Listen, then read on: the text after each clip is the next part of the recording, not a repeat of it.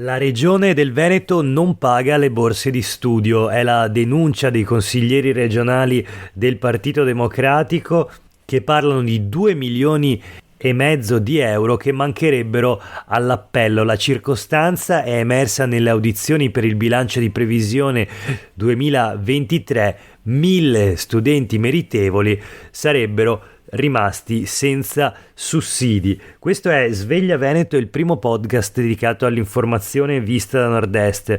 Io sono Jack Calcetto, oggi è venerdì 11 novembre 2022. La prima notizia del giorno riguarda la formazione a ostacoli e il fatto che, citando la consigliera regionale del Partito Democratico Vanessa Camani, la verità è che la giunta regionale guidata da Luca Zaia sceglie di investire su altri percorsi formativi tralasciando le università. L'articolo di Enrico Ferro sui quotidiani del gruppo Gedi racconta il caso delle borse di studio che in Veneto non sono completamente coperte, mancano all'appello 2 milioni e mezzo di euro, la regione non le paga. Avere diritto a una borsa di studio ma non poterne beneficiare perché non c'è copertura finanziaria. In Veneto ci sono 1 migliaio di studenti in questa condizione e l'analisi dei conti di questi ultimi anni sembra condurre alla regione Veneto come responsabile di quella che suona un'ingiustizia, perlomeno per chi la vive in prima persona. Così scrive Enrico Ferro.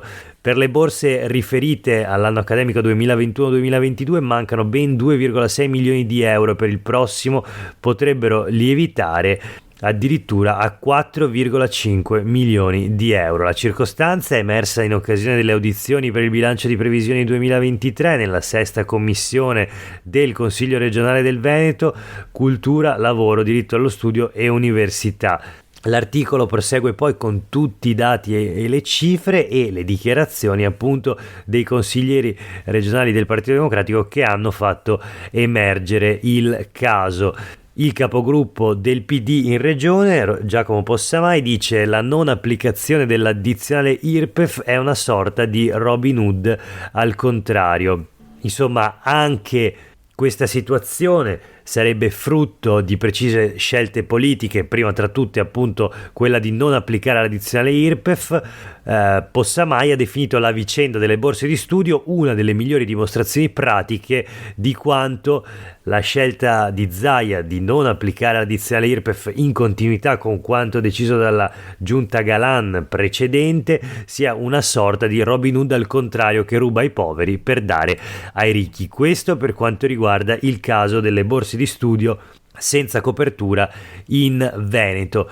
Ma noi proseguiamo con la rassegna stampa di oggi, dove naturalmente si parla in modo ampio delle trivelle. Allora partiamo dal Corriere del Veneto. Alla ricerca del gas, governo deciso, Lega divisa, sia alle trivelle in Polesine. Il ministro Urso annuncia un vertice con Zaia. Incontrerò Zaia sabato, ci confronteremo su tutti i dossier, anche sulle trivelle. Questo è Adolfo Urso, ministro dello sviluppo economico, padovano di origine, eletto in Veneto. Si confronterà quindi Zaia, che nei giorni scorsi ha dichiarato la sua contrarietà alle trivelle, alle nuove trivellazioni Adriatico, dopo che il governo invece aveva deciso per il via libera. Nel frattempo Calderoli si schiera con il presidente della regione Veneto Luca Zaia. Calderoli, ministro delle autonomie e degli affari regionali, ma altri due leghisti, Gava e Centinaio, dicono no alla sindrome NIMBY, not in my backyard. Quindi alla fine il Consiglio dei Ministri approva. Vediamo anche la notizia sul Gazzettino di oggi, il caso Trivelle, dopo il no di Zaia, la contrarietà di Calderoli. Il ministro leghista dice di condividere pienamente quello che dice Zaia. Anche qui, anche sul Gazzettino, si legge dell'annuncio di Urso, ministro Urso di Fratelli d'Italia, che incontrerà il presidente della regione. Affronteremo anche questo dossier. c'è poi la sfida del Movimento 5 Stelle e dei Verdi. Le parole di Zaia sono state rilanciate dal Movimento 5 Stelle con un post su Facebook: per una volta siamo d'accordo con il governatore del Veneto della Lega, gli diamo un consiglio, bastano 2 telefonate per fermare la nuova corsa a trivellare i nostri mari da parte del suo governo, una al leader del suo partito e vice premier Matteo Salvini e l'altra alla Presidente del Consiglio Giorgia Meloni. La Presidente del gruppo di Alleanza Verdi Sinistra alla Camera, Luana Zanella, dice: Zaia ha detto di essere contro le trivelle, ne prendiamo atto, ma deve fermare il suo capo politico Salvini. Dal Consiglio regionale del Veneto, la sfida della capogruppo del Movimento 5 Stelle Erika Baldin: Zaia vuole passare dalle chiacchiere ai fatti, ha l'opportunità di farlo, gli basta venire in aula e approvare la mozione che ho presentato lunedì e che è già stata sottoscritta da altri consiglieri dell'opposizione, un atto istituzionale che vale più di 1000 parole. Insomma, le opposizioni incalzano Zaia e naturalmente il governo. Sulle pagine dei quotidiani del gruppo Gedi leggiamo che il no Veneto alle trivelle è un caso, appunto di nuovo l'annuncio del ministro Urso di Fratelli d'Italia che dice: domani parlerò con Zaia, in linea con il presidente della regione anche il ministro leghista Calderoli, condivido pienamente quello che dice. C'è poi la notizia relativa al rigassificatore, perché Zaia nel momento in cui ha detto no alle trivelle ha invece aperto al potenziamento dei rigassificatori. La giunta apre al raddoppio e la società studia un aumento di potenza. La Adriatic dice: rigassifichiamo 9 miliardi di metri cubi di gas all'anno, pari al 12% dei consumi nazionali, stiamo valutando un ulteriore potenziamento, ma non c'è il progetto di un nuovo terminal. Da contratto il 71% della produzione totale è allocato a Edison, mentre il 29% viene offerto sul mercato. Questo per quanto riguarda le nuove trivellazioni in Adriatico, dopo appunto il via libera al decreto aiuti che appunto autorizza e apre la possibilità di nuovi pozzi per idrocarburi al largo delle coste anche venete. Ancora un'altra notizia sui quotidiani di oggi, è anche questo un filone che si è sviluppato nel corso della settimana. Parliamo del terzo mandato, ipotesi terzo mandato per gli assessori regionali in Veneto, ma c'è anche a livello nazionale l'ipotesi di togliere il limite dei 2 mandati per i presidenti di regione. Allora abbiamo oggi le dichiarazioni innanzitutto di Elena Donazzan sul Giornale di Vicenza, che in un'intervista dice di essere da sempre contraria al limite dei 2 mandati, dice: sbagliati i limiti ai mandati, gli elettori decidono se un amministratore è capace o meno, e riferita a Zaia dice: bene se si ricandida.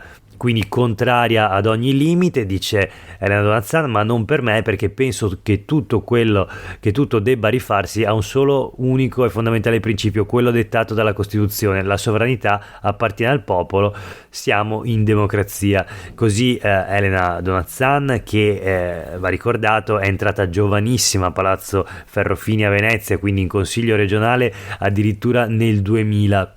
22 anni fa.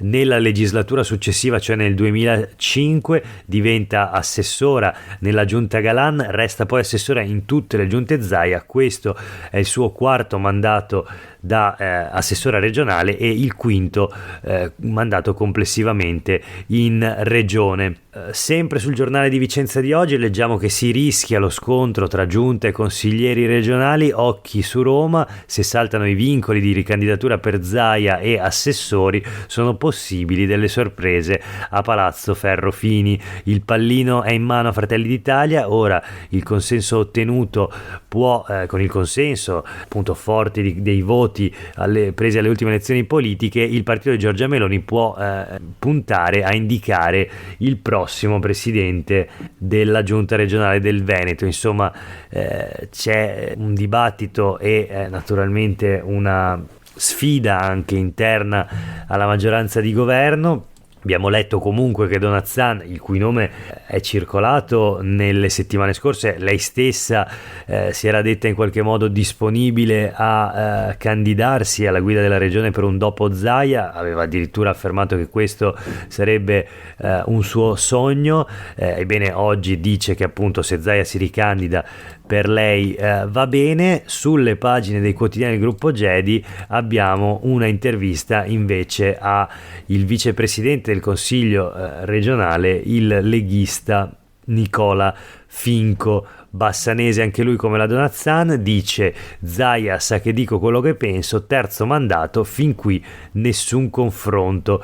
Inoltre è stufo Finco, dice: basta, ogni mia presa di posizione su argomenti regionali viene liquidata come uno sfogo, un gesto di rabbia per la mancata nomina ad assessore. Lo trovo offensivo e soprattutto non rispondente a verità. Allontana, prende le distanze da chi lo definisce l'anti-Zaia. Con il presidente ho avuto un rapporto schietto fin dal primo giorno, sa benissimo che non ho peli sulla lingua, ma agisco sempre alla luce del sole. Questo Finco, 39 anni, bassanese, vicepresidente dell'assemblea di Palazzo Ferrofini e a volte spina nel fianco della maggioranza che governa il Veneto, seppur leghista appunto non ha nel corso di questa legislatura, almeno in diversi casi, non si è trattenuto dal criticare la sua stessa maggioranza. Da 12 anni e mezzo rappresento il territorio, mi sento libero di denunciare ciò che non funziona, spiega Finco. Non rinnega il rapporto di cordialità, così dice, con Yiannakopoulos, il patron di Rete Veneta e Antenna 3, ora indagato per minaccia al direttore generale dell'ULSS 7 Pedemontana, che ha denunciato una campagna ostile volta ad orientare le scelte della sanità locale, con attacchi ripetuti nei suoi confronti, estesi poi a Zaia, all'assessore Manuela Lanzarin. Su questo Finco dice: ho un rapporto di cordialità con Yiannakopoulos e non lo rinnego, a differenza di tanti che sgomitavano per un'ospitata in TV e ora fanno finta di non conoscerlo. Sulla questione dico solo che non sono indagato, non ho fatto nulla di male e dormo sonni tranquilli. Sul terzo mandato invece cosa dice Finco, quindi in particolare sul fatto che Luca Zaia intenda abolire il limite dei 2 mandati per gli assessori? La risposta di Finco a Filippo Tosato, che lo intervista sui quotidiani del gruppo Gedi, è molto netta: l'ho letto sul vostro giornale e mi chiedo se è accettabile prendere decisioni di questa portata dalla stampa senza un briciolo di discussione e confronto preventivo con il gruppo consigliare. Quindi questo per quanto riguarda il terzo mandato, o meglio l'abolizione dei limiti del limite dei 2 mandati appunto per gli assessori regionali, sullo sfondo l'ipotesi anche della cancellazione dei limiti anche per i presidenti di regione. Infine da Padova una notizia flash: il comune approva le linee guida per il linguaggio di genere, cittadino-cittadina, usate persona, Padova, il comune cambia il linguaggio. La notizia sul Corriere del Veneto di oggi in un articolo di Francesca Visentin, manuale con le linee guida per il personale, realizzato in collaborazione con degli studiosi dell'Università di Padova. Creata quindi una lingua inclusiva e facile per tutte e tutti. E allora grazie per aver ascoltato questa puntata di Sveglia Veneto. Per oggi è tutto, noi torniamo a sentirci lunedì prossimo come sempre. A tutte e tutti voi una buona giornata e un buon fine settimana.